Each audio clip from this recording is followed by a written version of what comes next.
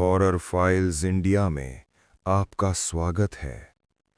आज की कहानी कोई आम कहानी नहीं है, बल्कि एक सच्ची घटना पर आधारित है। तो चलिए बिना वक्त गवाए सीधे अपनी कहानी की तरफ बढ़ते हैं। ये घटना है उत्तराखंड के पिथौरागढ़ जिले के पास बसे एक छोटे से गांव धौला गांव की।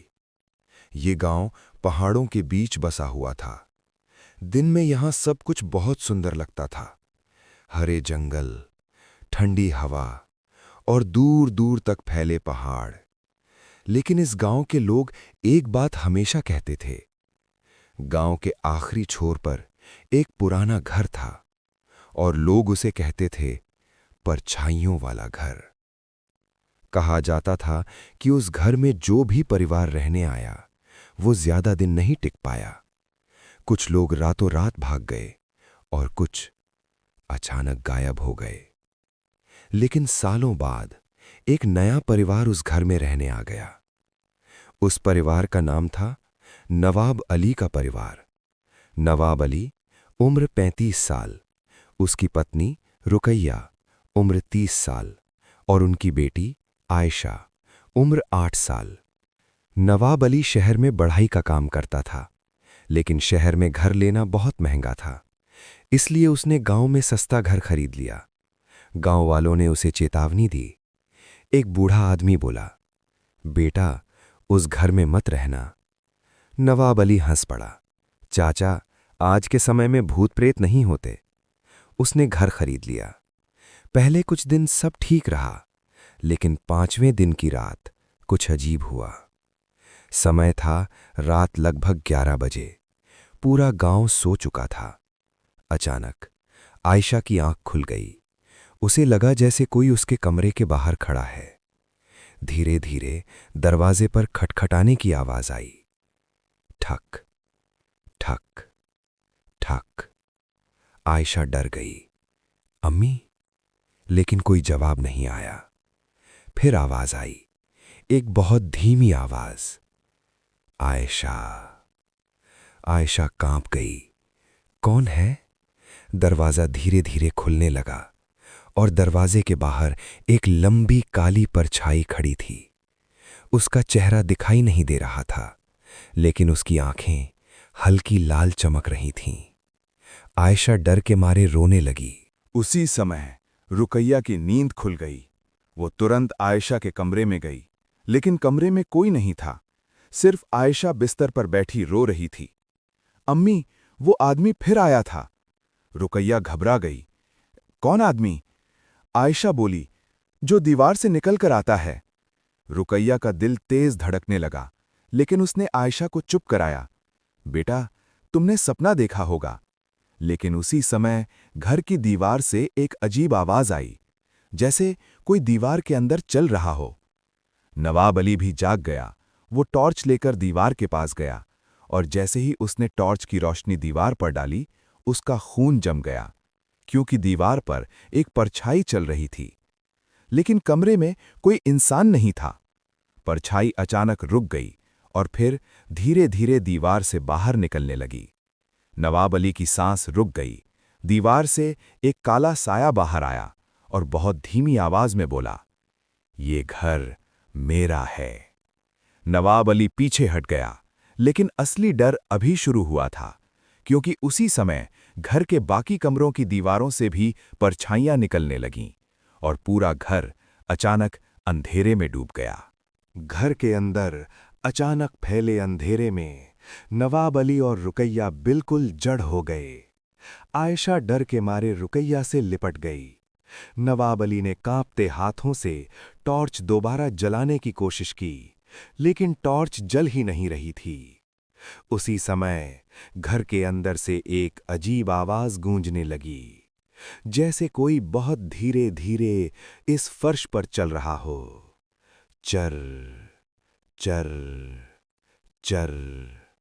नवाब अली ने हिम्मत जुटाई, कौन है? लेकिन जवाब में बस वही आवाज आई। फिर अचानक आयशा ने दीवार की तरफ इशारा किया। अब्बू, वो फिर आ गया।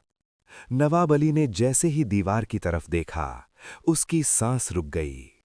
दीवार पर एक लंबी काली परछाई खड़ी थी। लेकिन इस बार वो परछाई अकेली नहीं थी। उसके पीछे और भी कई परछाइयां खड़ी थीं, जैसे कोई भीड़ दीवार के अंदर कैद हो। रुकैया रोने लगी। नवाब, हमें यहां से निकलना होगा। नवाब अली तुरंत दरवाजे की तरफ भागा। लेकिन जैसे ही उसने दरवाजा खोला, बाहर का दृश्य देखकर उसके पैरों तले जमीन खिसक गई, क्योंकि बाहर पूरा गांव गायब था। न कोई घर, न कोई रास्ता, न कोई पेड़। बस चारों तरफ घना काला अंधेरा, और दूर कहीं एक बहुत धीमी हंसी। हाँ, हाँ, हाँ। नवाब अली ने तुरंत दरवाजा बंद कर दिया। उसका शरीर कांप रहा था। ये क्या जगह है? उसी समय घर के अंदर एक पुरानी घड़ी की आवाज आने लगी। टिक, टिक, टिक। लेकिन उस घर में कोई घड़ी नहीं थी। आवाज धीरे धीरे और तेज होती जा रही थी। फिर अचानक घड़ी ने 12 बार आवाज की। टन, टन, टन। 12वीं आवाज के साथ ही घर के सारे दरवाजे अपने आप खुल गए, और उसी समय घर के बीचों बीच फर्श पर कुछ उभरने लगा, जैसे फर्श के नीचे से कोई चीज बाहर आ रही हो। नवाब अली पीछे हट गया। फर्श टूट गया, और वहां से एक पुराना लकड़ी का संदूक बाहर आया। रुकैया बोली, ये पहले यहां नहीं था। नवाब अली धीरे धीरे संदूक के पास गया। उसने कांपते हाथों से संदूक खोला, और जैसे ही उसने अंदर देखा, उसकी आंखें फैल गईं, क्योंकि अंदर कई पुराने फोटो पड़े थे, और उन फोटो में हर फोटो में एक परिवार दिखाई दे रहा था। लेकिन सबसे डरावनी बात ये थी, हर फोटो में पीछे वही काली परछाई खड़ी थी, और उन सभी परिवारों के चेहरे डर से जमे हुए थे। नवाब अली ने आखिरी फोटो उठाई, और उसे देखते ही उसके हाथ से फोटो गिर गई, क्योंकि उस फोटो में उसका अपना परिवार था। नवाब अली, रुकैया और आयशा। लेकिन फोटो में उनके पीछे वही काली परछाई खड़ी थी, और फोटो के नीचे लिखा हुआ था, अगला परिवार। रुकैया की चीख निकल गई। उसी समय घर की दीवारें कांपने लगीं, और दीवारों से धीरे धीरे कई हाथ बाहर आने लगे। सफेद, सूखे, डरावने हाथ। आयशा रोने लगी, अब्बू, ये लोग हमें पकड़ लेंगे। नवाब अली ने आयशा को उठाया और दरवाजे की तरफ भागा। लेकिन जैसे ही वो दरवाजे तक पहुंचा, दरवाजा अपने आप बंद हो गया, और पीछे से एक आवाज आई, बहुत गहरी, बहुत डरावनी आवाज। अब भागकर कहाँ जाओगे?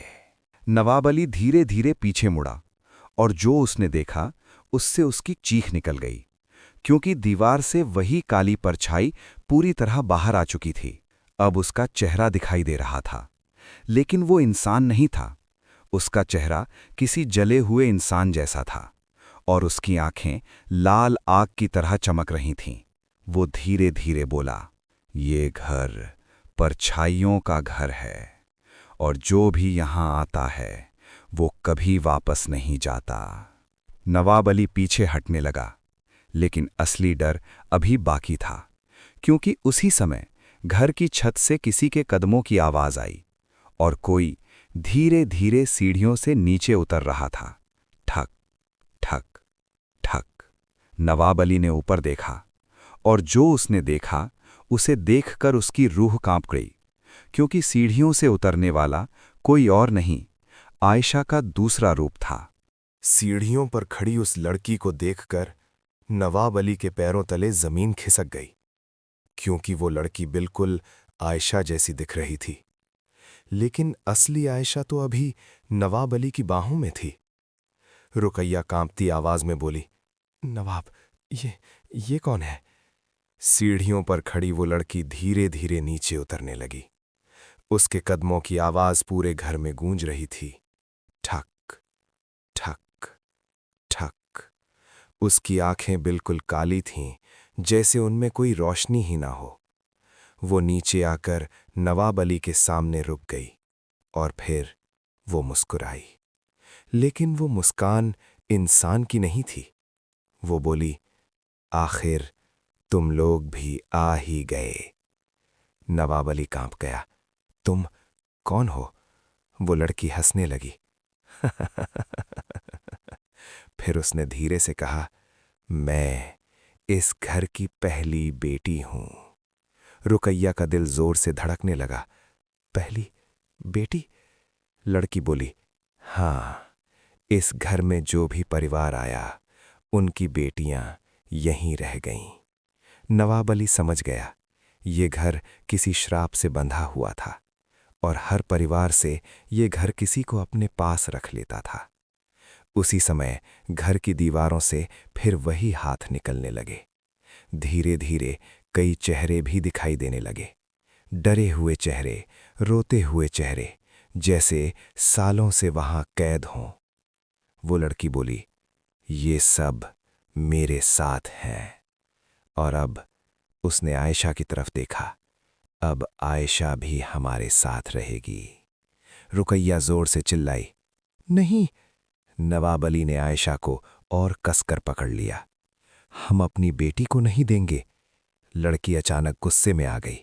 उसकी आंखें लाल हो गईं और पूरा घर कांपने लगा। दीवारों से आवाज आने लगी, निकल जाओ, निकल जाओ, निकल जाओ। नवाब अली समझ गया, अगर अभी कुछ नहीं किया तो वो अपनी बेटी को खो देगा। उसी समय उसे जमीन पर पड़ा वही पुराना संदूक दिखाई दिया। नवाब अली ने तुरंत संदूक उठाकर जमीन पर पटका। संदूक टूट गया। उसके अंदर से एक पुरानी डायरी गिर गई। नवाब अली ने जल्दी से डायरी उठाई। उसमें लिखा था, इस घर की परछाइयां डर से नहीं बल्कि यादों से बंधी है। अगर कोई इन यादों को जला दे तो ये घर आज़ाद हो जाएगा। नवाब अली ने तुरंत पास पड़ी लालटेन उठाई और डायरी के पन्नों को आग लगा दी। जैसे ही पन्ने जलने लगे, घर के अंदर भयानक चीख गूंजने लगी। वो लड़की चिल्लाने लगी, नहीं, नहीं, इसे बुझाओ। दीवारों से निकलते हाथ वापस अंदर जाने लगे और धीरे धीरे घर की परछाइयां गायब होने लगी। वो लड़की आखिरी बार आयशा की तरफ देखी। उसकी आंखों में अब गुस्सा नहीं था, बस दर्द था। वो धीरे से बोली, तुम खुशकिस्मत हो।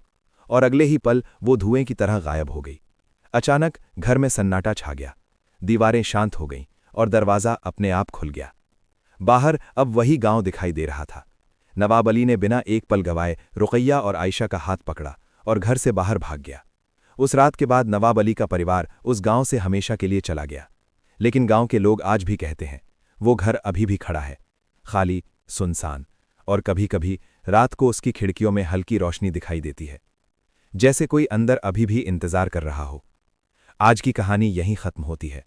तो वीडियो को लाइक जरूर करें, हॉरर फाइल्स इंडिया को सब्सक्राइब करें और बेल आइकन दबाना न भूलें। हम फिर मिलेंगे एक और डरावनी कहानी के साथ। उम्मीद है आपको वीडियो पसंद आया होगा।